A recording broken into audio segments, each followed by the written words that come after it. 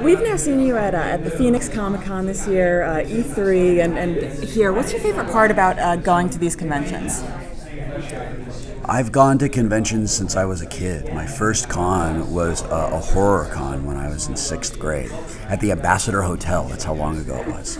And I've gone to Star Trek conventions before I was on Star Trek. And I used to come to Comic-Con when it was just about comic books, when it only filled up like maybe half of the main exhibition hall. And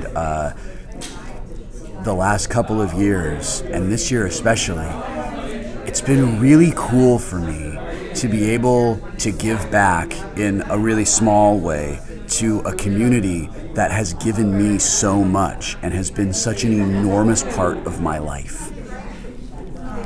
So last time we saw your character in Leverage, he was getting hauled away for smuggling art. What can we expect to see from him coming back this year?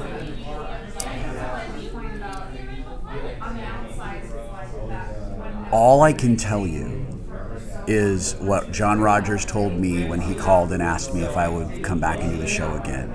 He said, I'm working on a Christmas episode, and I want Chaos to be the Grinch who stole Christmas. And I was like, yes, 1,000 times, yes! Oh, that's awesome. It's really funny. So, do you watch all the episodes of Leverage? Oh yeah, absolutely. I've been a fan of Leverage from the pilot. I absolutely love the show.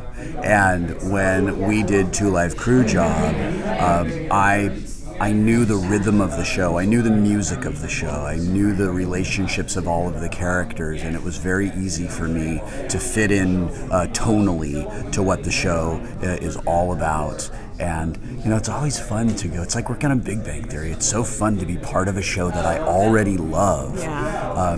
Because I get to go and sort of see it from the inside, and then I get to be a part of the creation of a show that I love.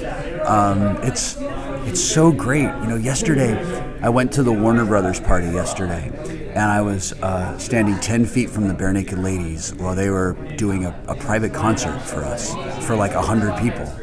And they sell out stadiums, and I was right there, and I talked to them before the show, and I called my wife and I said, you know, it wasn't that long ago that I was at Comic-Con sitting at an empty table all by myself and nobody paid any attention to me, and like now, how did this happen? And I felt like I was going to cry.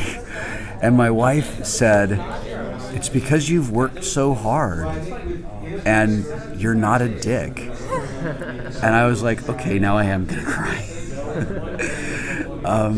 It's just been such an incredible experience for me, and I'm just so grateful.